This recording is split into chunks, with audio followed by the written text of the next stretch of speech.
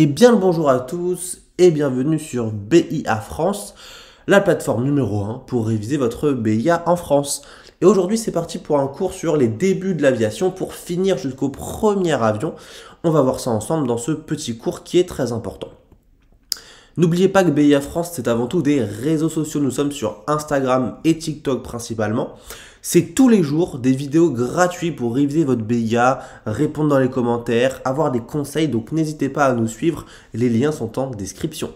Notre site également, notre fameuse plateforme BIA-FR.com où vous pouvez vous inscrire en à peine quelques secondes pour avoir accès à tous les cours du BIA, à plus de 1000 questions d'examen officiel et même à un forum privé pour poser vos questions. Et enfin, notre livre Tout le BIA, notre best-seller disponible sur Amazon, 5 étoiles, numéro 1 des ventes, est disponible également avec le lien en description. C'est maintenant s'il vous faut réviser votre BIA, c'est dans 3 mois, donc n'hésitez pas à vous procurer ce livre. Nous commençons avec le mythe d'Icare. Il faut savoir quelque chose, c'est que dans l'histoire humaine, le mythe d'Icare, c'est ce qui est considéré comme le premier souhait pour les hommes de s'envoler. Et ce souhait, il est assez ancien, hein, puisqu'il a déjà 2000 ans, à quelque chose près. Le mythe d'Icare remonte à peu près à 43 avant Jésus-Christ, donc vous avez vu que ce mythe de voler, cette envie de voler pour les hommes n'est pas nouveau, n'est pas nouvelle. Le mythe d'Icare, c'est le premier signe de l'homme voulant voler. Écrit il y a déjà plus de 2000 ans et qui nous prouve l'envie de s'élever dans les airs qu'ont les hommes depuis toujours. Ce mythe montre les dangers de l'excès de confiance et l'importance de respecter les limites. Il a inspiré les pionniers de l'aviation et reste un symbole de la quête de l'homme pour voler, tout en mettant en garde contre les risques liés à cette ambition. Alors je vais vous résumer rapidement le mythe d'Icare. Icare, c'était le fils d'un certain Dédale, qui était un inventeur grec chargé par le roi Minos de construire un labyrinthe complexe pour emprisonner le Minotaure, une créature mi-homme, mi-taureau. Le Minotaure, je pense que ça vous parle. Ce labyrinthe était si compliqué que personne ne pouvait en sortir. Plus tard, Dédale trahit Minos en aidant Thésée, un jeune héros, à pénétrer dans le labyrinthe avec une bobine de fil pour tuer le Minotaure. Thésée réussit à sortir du labyrinthe grâce au fil, le fameux fil d'Ariane, et cette trahison mit en colère le roi Minos qui décida d'enfermer Dédale et Icare dans le labyrinthe. Désespérés, Dédale et Icare regardèrent le ciel et Dédale proposa une solution. Il pourrait s'échapper en volant, et oui, c'est lui Dédale. Ça, c'est important. Il fabriqua donc des ailes en cire et en plumes pour eux deux. Donc il fabriqua des ailes avec des plumes et de la cire. Avant de partir, Dédale avertit Icare, qui est juste ici, « Ne vole ni trop bas ni trop haut. Si tu descends trop bas, l'humidité alourdira tes ailes. Si tu montes trop haut, la chaleur du soleil les fera fondre. Suis mon chemin et évite de regarder les constellations. » Et comme vous pouvez vous en douter, Icare n'a pas suivi les consignes, il a été enivré par le vol, il a volé toujours plus haut, ses ailes faites de cire et de plumes ont fondu, il est tombé et est mort dans la mer. Ensuite, si on fait un grand saut dans le temps, on va pas tout voir dans cette vidéo, c'est vraiment synthétique, si vous voulez des cours complets, c'est sur notre plateforme. On fait un saut dans le temps, on se retrouve au 15e siècle, donc à peu près 15 siècles plus tard, avec Léonard de Vinci, qui a fait quand même des grands travaux pour le vol, des travaux théoriques, surtout en croquis, en schéma. Il inventera l'ornithoptère, voilà, comme vous pouvez le voir, qui est une sorte d'homme volant, et également le premier parachute sous forme pyramidale. Et d'ailleurs, pour la petite anecdote, des chercheurs ont reproduit ce parachute en vrai, et ce parachute fonctionne. Donc ce que Léonard de Vinci a imaginé et a mis sur papier au XVe siècle, en fait fonctionne dans la réalité, même si c'est pas forcément la forme la plus optimale. C'était un inventeur qui savait faire des choses qui fonctionnent. Ensuite, on fait encore un saut dans le siècle pour arriver à la montgolfière au XVIIIe siècle. Les frères Montgolfier inventent la montgolfière dans les années 1780 en utilisant l'air chaud pour faire voler un ballon.